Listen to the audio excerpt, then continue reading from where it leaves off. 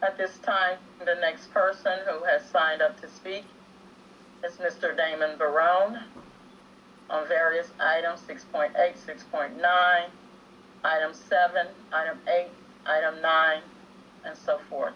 Mr. Damon Barone. Yes. Thank you. You have 5 minutes beginning when you start. Greetings, Damon Barone, Alief ISD parent, taxpayer, and alumnus. Alief ISD continues to miseducate our kids and misrepresent our community. As an Alief ISD parent, alumnus, and former employee, I've witnessed the district continue to make decisions that were best for its administrators. When you consider the new board educational philosophy, Alief ISD has admitted to its institutional racism. The new school board policy, AE Local, says that decisions will be based on racial and social equity. How can decisions such as agenda item 6.10, additional days school year pilot and calendar, be based on equity if parents were not consulted on what is best for our families? Parents did not choose the educational Plymouth Rock called additional days school years pilot, but Plymouth Rock has been forced to land on us under the direction of Superintendent Chambers. Visually speaking, the school board mirrors a reflection of the community which it serves, meaning that the demographics of the board reflect the demographics of our Alief community. Yet departmental leadership, especially at the administration building and the superintendent, are not reflective of the community which they serve. And unfortunately, their ongoing actions continue to show it. As Alief ISD parents, we trust that our district will hire, provide professional development, and approve contracts with diversity in mind. But that is not what's happening. If the district is truly trying to be culturally responsible to the community it serves, those in charge should be reflective of our community. Those who have recently been promoted or whom have had district positions created for them by Superintendent Chambers are not reflective of our community. The department heads are making money on the backs of children of poverty and communities of color.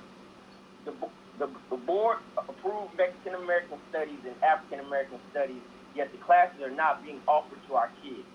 Research shows that educators should be a reflection of the community that they serve. We have a majority community of color being ran by minority and aliens. I ask that this board think about why the district is constantly testing programs on our children but not providing high quality education with all of you all piloting an initiative. In honor of Dr. Martin Luther King Jr., let's remember and honor his dream. He had a dream that his 4 little children would one day live in a nation where they would not be judged by the color of their skin, but by the content of their character. Let's take his dream one step further. Let's not hire people based on the color of the superintendent's skin, but by the content of their character and qualifications. Student outcomes will not improve until adult behaviors in our district change. Maybe it's time to change out the adults who are and have been making decisions for our children in our community.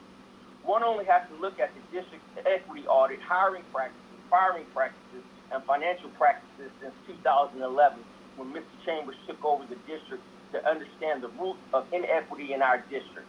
I also noticed that there's a grievance on tonight's agenda item number 10.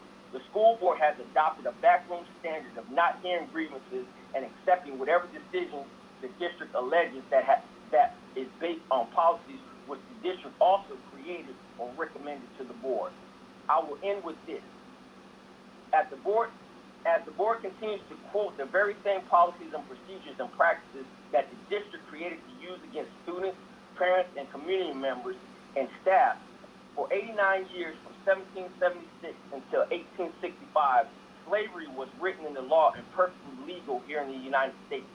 However, it is and has always been morally wrong and arguably centered around economics or the personal gain for those whom champion for it. We have spent the last 156 years trying to morally mend those legal practices that were written into law to intentionally oppress its victims. Let's not continue to allow our community to be victimized by those seeking to gain economic and personal gain on the backs of our children and the struggles of our community. Alief ISD parent, Alief ISD taxpayer, and alumnus. Damon Barone. Thank you. Thank you, Mr. Barone, for sharing your comments tonight.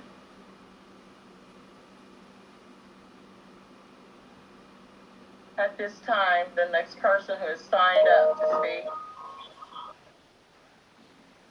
is Mr. Arthur Robinson.